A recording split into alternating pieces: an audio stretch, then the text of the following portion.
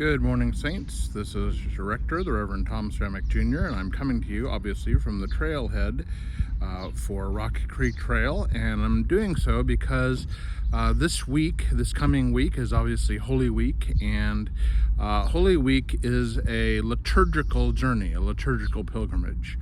We don't actually physically move anywhere. It used to be that people made pilgrimages to the actual city of Jerusalem and walked the actual steps of Jesus. And of course, most people couldn't do that. They couldn't afford to do that, or it was impossible for many other reasons. So the church came up with a liturgical way of walking in the way of the cross, walking in Jesus' steps. And so that's what we'll be doing this coming week. We'll be starting on Palm Sunday, this coming Sunday. We will be accompanying Jesus on the triumphal entry into Jerusalem. And then as a sort of fast forward or precursor to Holy Week, we will hear, read, and participate in the events of Jesus's last days, including his trial and his death, and all that that means for us and for our faith in Christ. So thought I'd come to a different trailhead, a different place for walking, and with a map and everything at the beginning of it, to just talk about and think about where are we in our own path of faith? Where are we in our own path of faith as individuals? Where are we on our own path of faith as a church?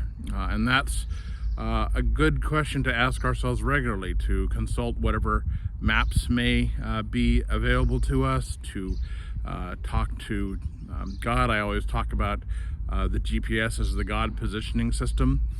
So check in with God, say, am I on the right path? Am I doing what I'm supposed to be doing? Am I going the direction that I'm supposed to be going? Men especially hate to ask for directions, but that's precisely what we need to do as Christians frequently, is to ask God for directions, to say, where are we going, God? What are we doing? Where are you calling us to? And it may be a paved, flat path that we're being called to, or it may be a not paved, flat path and having lots of trees and bushes and brambles and everything like that. It may be a path that we have to forge for ourselves. But whatever the path, that is something that we are called as pilgrim people to do, and to seek out God's direction for our lives, and then to also pray for the strength and the perseverance to move in that direction. So obviously this coming week is very full. We do have our last part of our Lenten series on Monday at 7 o'clock. So you're welcome and encouraged to come and be a part of that.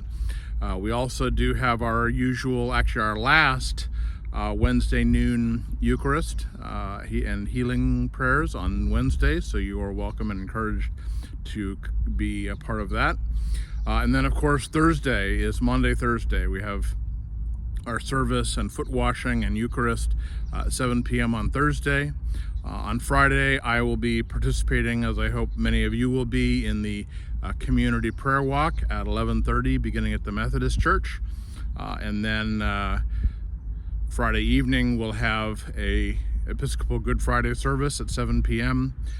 Saturday, of course, is Holy Saturday, and so nothing that morning, but then, of course, the Easter Vigil that evening, as we transition from the darkness of Holy Week, and especially the darkness of Good Friday, to the light of Easter, and have our first Easter Eucharist. So that will be 8 p.m.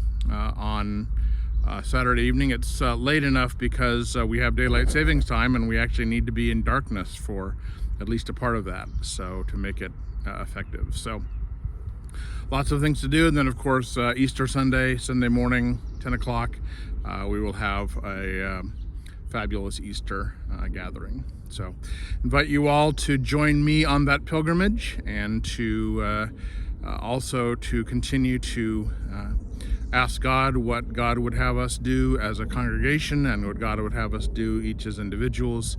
And a blessed Holy Week to you all. God bless.